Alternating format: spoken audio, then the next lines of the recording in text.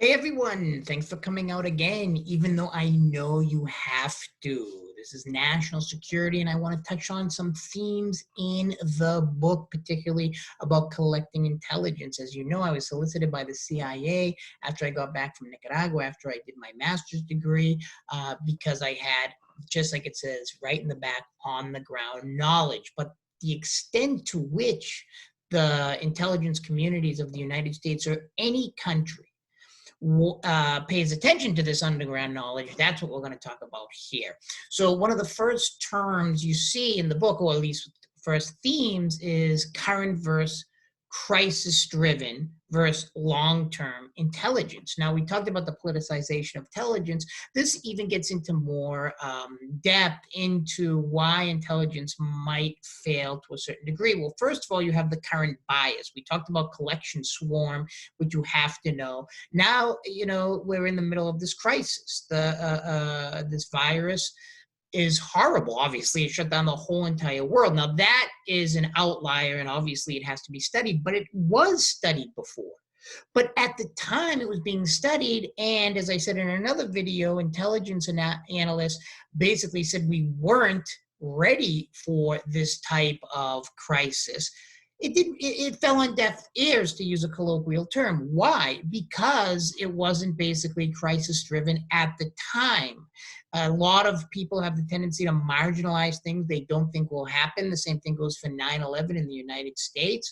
The same thing goes for a wide range of things. Right now, climate change is a big issue, but a lot of people say, nope, it doesn't exist, etc. But if you watch a great documentary, Climate Refugees, even conservatives like Newt Gingrich is talking about the problem with climate refugees and climate change in general, whether you think it's person-made or not. So the question becomes, I think we're in this mess. Obviously would be bad anyways, but because it wasn't one of the most prioritized subjects. So this gets into crisis-driven analysis. So those people who studied disease, the spread of disease from SARS, Ebola, etc., probably didn't have the president's ear. But it's the same thing that happens before 9/11, and I always talk about this in the class, is that prior to that, if you did, say, non-state actors, terrorism, even the Middle East, religion and politics, etc., your career probably wasn't escalating up the career ladder in the government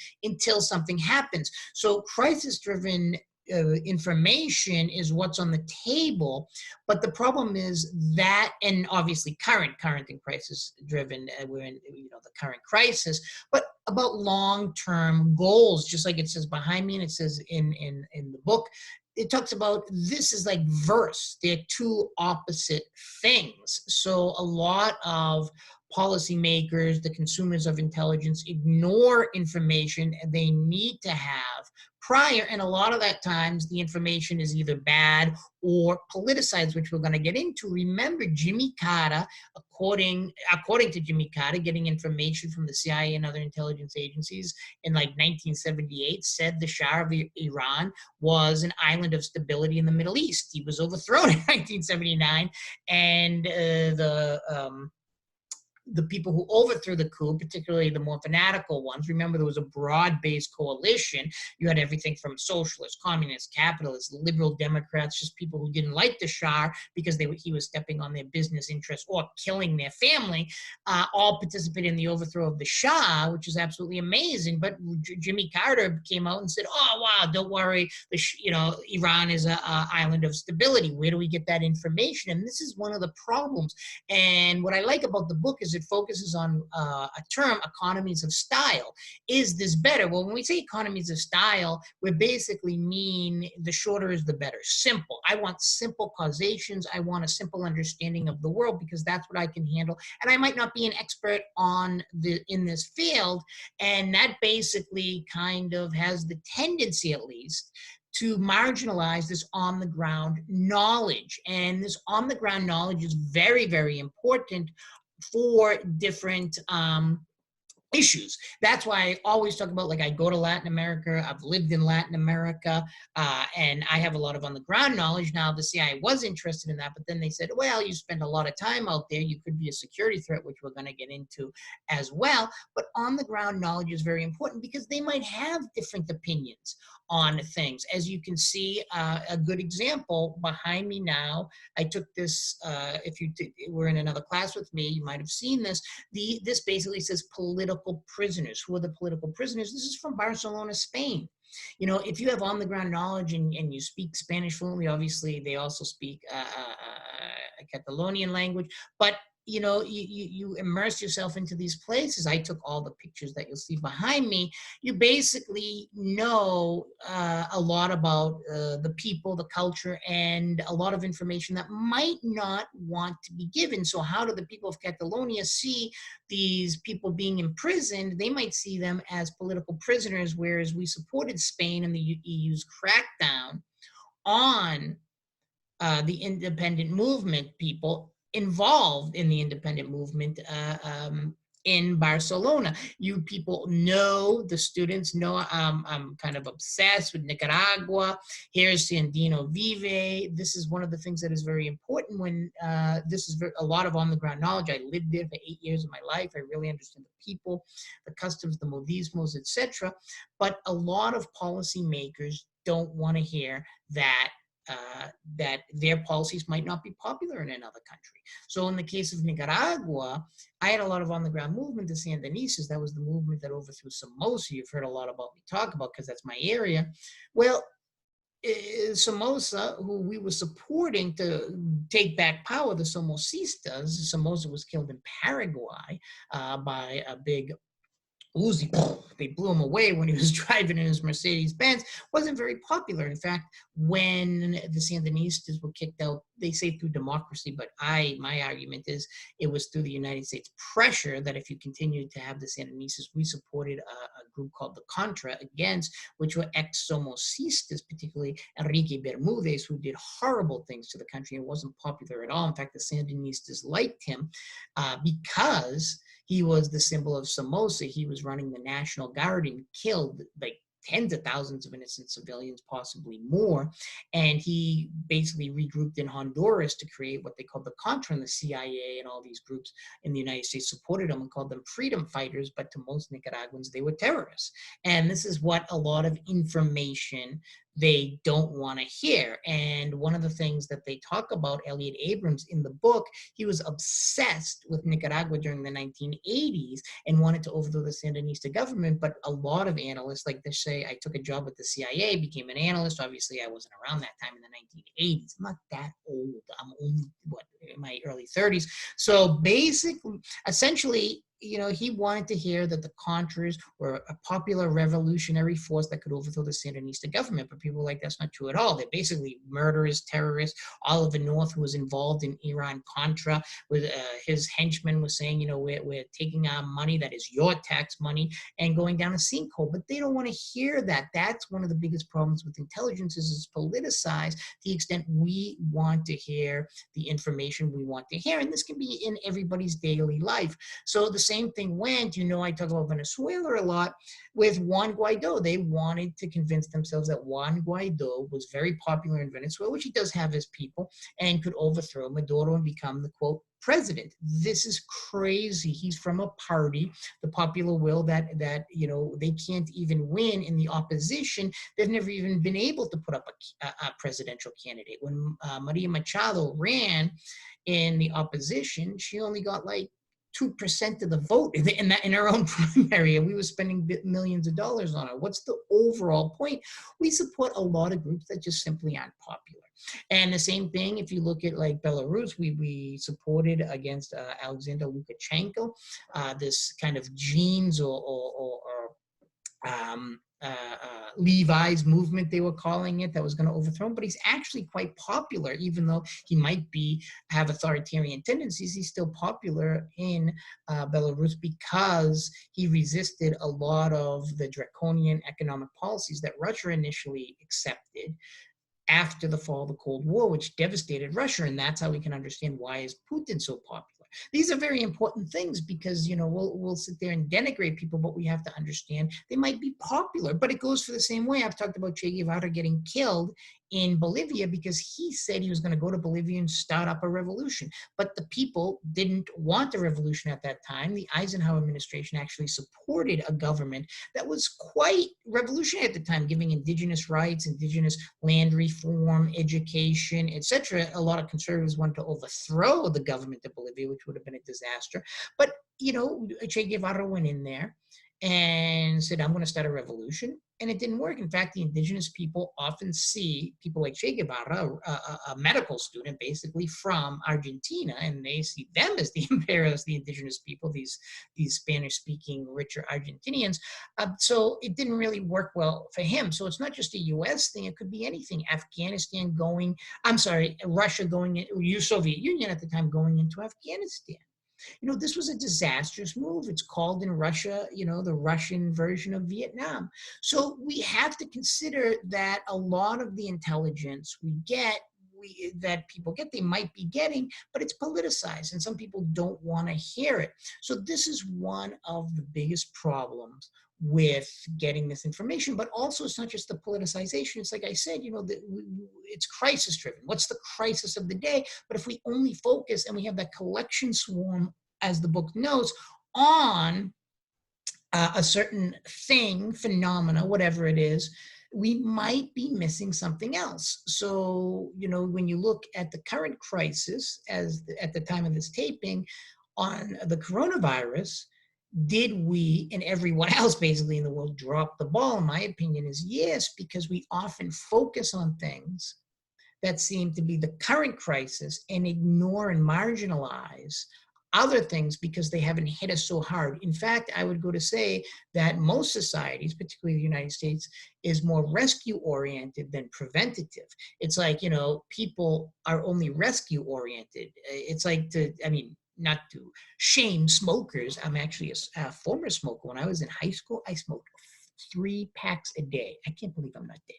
So anyways, but I quit because I knew I'm going to die. I'm wasting money on cigarette smoking. But it's like that, you know, it's like people sometimes don't quit smoking, right? Until, oh, I have cancer. Now I better quit. Say, well, you know, rescue-oriented, wait to the last minute until it's too late, just like your final paper. Watch out for that too. You know, people can start emailing me, you know, I waited for the last minute. Don't be rescue-oriented, be preventative. You know, we have to take these preventative measures, and studies suggest that the U.S. government has, particularly under Trump, no offense to the Trump supporters, but, you know, he cut a lot of funding for agencies that would have addressed the coronavirus, and he kind of downplayed it, but I think a lot of presidents would have downplayed it because they want to communicate, particularly Trump, who's a great entertainer, to communicate that, oh, everything is going well, I've got everything under control, when maybe they don't. So this is one of the biggest problems, I think, is this crisis-driven mentality, and also the fact that a lot of on-the-ground expertise is not always that welcomed in the intelligence community, because the consumers of intelligence, particularly the policymakers, want a particular opinion or facts, but it's facts in the interpretive way. It's very, very, very subjective. Now, going back to some of this stuff, I wanted to focus on the presidential daily briefs. They were called deep dives, as the books did under Obama, but those aren't very common. Deep dives is you're getting very good in-depth information. But usually, I would say they're very superficial. They want easy answers to complex problems. And I think most people, to a certain degree, do this, and they have what we call cognitive dissonance. Cognitive dissonance is a cognitive phenomena in which we marginalize information we get that doesn't fit our particular schemas or how we see the world. One easy example I could give you about this is that I was always taught, coming from a very progressive part of the country, when I was in high school, later university, etc., that, you know, these zona francas that are sweatshops, etc., are bad for the developing countries. They're horrible, etc. And it was very interesting. I was in a hospital because I was sick all the time when I lived in Nicaragua, and I was in the hospital, Hospital Bautista, and there was a girl sitting next to me. She had a baby. I'm like, you know, I like to practice my Spanish. So I started talking to her, and I said, where do you work? And she said, the zona franca, that is the sweatshop factories, basically Taiwanese in Nicaragua.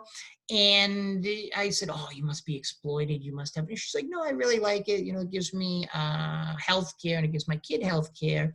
And she didn't have a negative opinion of it. Now, I could do two things. I could either do the adult thing and incorporate that into my schema, into how I see the world, and see the world as more complex, that these sweatshops are not as bad always. I mean, some are really bad, but aren't always as bad, and sometimes can be good. Or I could just ignore that information and say something like, oh, that girl's crazy. Like that, look at all, listen to her. So that's one of the issues of cognitive dissonance, is that sometimes we have to be adult enough to accept information. That's why, as a lot of you say, notice I like to get different opinions. I ask things like, what didn't you agree in this lecture with the professor? Because I like getting different opinions. So that's very important. And as we see a lot on the politicization of information for these reasons. And don't forget, as it says, counterintelligence I wanted to talk about, that's basically you're protecting your own intelligence. So how do you do that? Well, there's a wide range with cyber attacks. They always blame Iran and Russia, etc. But you know, in Germany, as one article stated, I'm not sure if I gave it to you yet, but you know, it was a young kid who tapped into something very prestigious. It's slipping my mind now. Excuse me, I think I got the virus. But I was quarantined. I shouldn't have licked those doorknobs when I was in the airport. You know, when I was in the airport too, I was the only person using the water fountain. Everyone's like, this guy's crazy. Because when I got back from Colombia, I was like, you know, I better get water, but I'm so cheap, I will not. Repeat, I will not pay those airport prices for water. It's like, no way. I will drink from the water fountain. And my argument is, if I've had dengue hemorrhagico, malaria, syphilis, I can survive this. I'm kidding. I probably said that in another lecture. Never syphilis, I swear, but I have the other two. So anyways, I'm going to actually show you something like I did in my other qualitative methods thing. So anyways, this counterintelligence, I want you to really read the Lowenthal book on this. It's very important, but it's very difficult because sometimes there's so much covert action. And Eduardo Sagado is very important. Please read and listen to it. I know it's kind of this weird site like Sputnik, you know, you think it's some kind of anti-American thing, but it's very, very interesting because Edward Sagado, they thought they were getting intelligence from Cuba, this pediatrician, but at the same time, he was giving intelligence to the Cuban government. So he was a double spy. It's absolutely amazing. And this gets into exactly everything I've been talking about, that, you know, you think people, oh, if I hate Castro, you must hate Castro. But he had a respect for Castro, just like a lot of people did. I mean, when the revolution happened in 1959,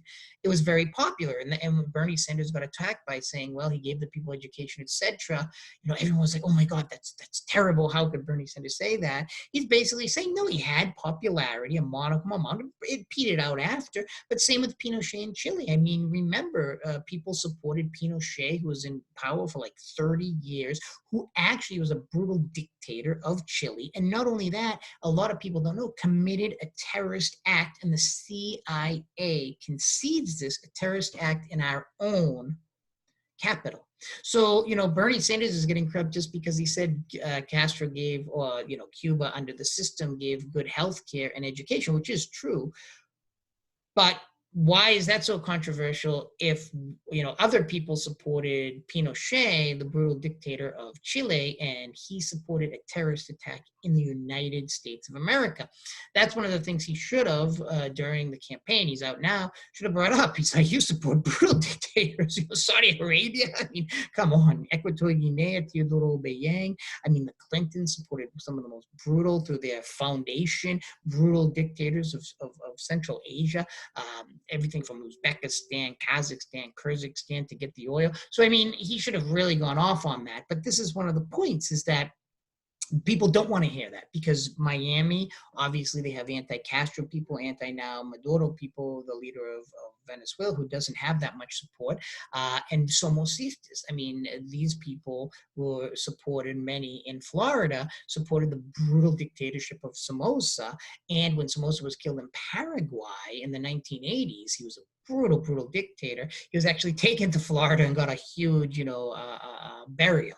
So, it's like, I mean, these people should be ready to challenge these common things. And this is one of the things, if you, Stephen Walt of Harvard talks about, it's not just a balance of power. Life sometimes is a balance of threat, meaning that our perceptions will affect who we see the enemy as. And a lot of times these exiles that come from different countries will make us see this as an enemy, even though it might not be an enemy. Like, was Castro really an enemy? Obviously, we had the Cuban Missile Crisis, but we were invading. We invaded with the Bay of Pigs. Mongoose by Robert Kennedy wanted to, basically kill Castro. We tried to kill him a number of times. So was it irrational for him to basically go and get a weapons from the Soviet Union? Was this a classic balance of power of survival? Same as we saw with Estonia. Estonia basically uses NATO because it's scared of Russia. Russia expands just like the United States, just like China. And we don't want to consider and this is a big problem in intelligence, we don't want to consider our expansion to be negative. We look at Russia and say, oh, look at Russia expanding, or China in the South China Sea. It's true, right? Chinese expansion is not popular in the Philippines. It's not popular in Vietnam. In fact, Vietnam now is a big ally, so we can obviously, China's expansion is not popular, etc., because we're from the United States. But why can't you say the same thing about the United States? When they said they were going to invade Venezuela, that was not popular at all in Latin America, even the people who hate Maduro. So one of the problems is we have to start being more open to different opinions. And also, I want to talk about, the covert spies. This is very important. We had Anna Chapman, Eduardo Sagaro. I talked about Anna Chapman, and being a woman, as well as a few others that you're going to see, Maria Butina. Are women able, just like we saw in the video, is their maternity instinct? And women are good for, undercover covert operations. But as the book states, covert operations does often have blowback, because when the public opens it, if you read the family jewels about all kind of the scurrilous thing intelligence, particularly CIA, was doing, trying to, overthrowing Allende, trying to kill Castro, do all these things. A while after, what had happened was the Church Committee, which started investigating intelligence. And there's been other movements to investigate intelligence that sees them as a rogue agency. I believe a representative of New Jersey, Tordesillas, or something like that, his name's slipping my mind, but he spearheaded problems with the CIA and intelligence in Guatemala, etc. And remember, like I said in the other video, these aren't that popular in those countries. We like to do it, like we supported Rios Montt, a man who supported genocide. And when you start looking at a lot of what countries do, not just the United States, Russia, China, Castro, even in Africa and stuff, not that popular. But if you look behind me, this is, for example, to show one thing that wasn't popular, Plan Colombia, which helped root out the FARC, people say, but at the same time, which is extremely interesting, the problem is a lot of people lost their land, lost their crops, etc. And here they are protesting behind me. These are pictures I took, obviously, when I was in Colombia. They're protesting that they never got money for their land back, they never got investment, etc. And we forget these things. And this makes it more difficult to root out revolutionary groups. You're going to see a couple of videos on the FARC and on a terrorist attack, which is very difficult. Terrorist attacks, as you know, are very difficult to root out. Can covert information and human intelligence help more so? I think they can now. Now, signal intelligence is very important, as you're reading in the book, but human intelligence is very, very important. And people with those on-the-ground experiences, language skills, cultural skills, etc. And a cultural skill, which is very important. For example, how did they know Cuba was involved in Africa? And one of the reasons they knew is because baseball fields started popping up. And someone who is astute understander of Latin America knows there's only a few countries, Nicaragua, Venezuela, Cuba, and obviously the Dominican Republic, that love baseball. But Cuba, to the extent to which, when it was actually invading in Africa, I wouldn't say invading, but expanding, say, supporting certain groups that the United States didn't like in Africa, intelligence agencies found out, smart ones, smart analysts said, look at, there's something going on here. There's baseball fields going up, and that's because there was Cuban involvement, let's say, infiltration. It depends on where you sit on some of these things. But as one of the videos you're going to see, like Cuba in Africa was actually very popular in Angola because we were supporting Jonas Savimbi, which was very brutal. So we're going to see a video on that, which is very, very interesting. I do it in U.S. foreign policy and in my national security. But as you know, as national security for your paper, you can do anything you want for this. And to show as how much skills, what do I have behind me? And that's a head. Some of you might have seen in the other class, I gave you in my qualitative methods class, but that's a head. Why do I have a head behind me? Well, when I was in Ecuador, I stuck my head, no pun intended, into the Amazon, and these were headhunters, and there are these museums and stuff like that. I can't go back too much. I can only stick my head, again, no pun intended, but this is a museum of real headhunters. It's very interesting for national security if you want to do a historical thing, like the indigenous Native Americans point of view of national security or something like that, or do some tribal thing. And they do accept the word tribe when I'm in Latin America. That doesn't bother them. We can't be politically correct everywhere. That's why I like Latin America. Less politically correct. I mean, they would call Fujimori, the leader of Peru, Chino, even though he's Japanese descent. Can you imagine saying that here? There's a lot of lack of political correctness, but they still accept the word tribe there. So, you know, these are their tribes, and they would kill, and then they have this kind of I don't know how they did it with the chemicals, and shrink the head. And behind me is a head, and I took the picture of the head. Does that mean I have issues? Probably, but it's very interesting from a national security perspective. So please leave. I don't want to do these too long. I mean, I appreciate people listening to everything, and I appreciate everything that goes on out there. Please leave any comments in the community forum. I love to hear from people. I hope everyone's out there staying safe, etc., not going too crazy in this situation, because this situation, let's face it, it is absolutely insane. You know, I mean, not as insane as that head, but it's still pretty much insane. Start thinking about what you're going to do your paper with as well. So without further ado, I'm going to basically leave, and please leave any comments in community forum. I got to watch out. My head is taking up this position right here.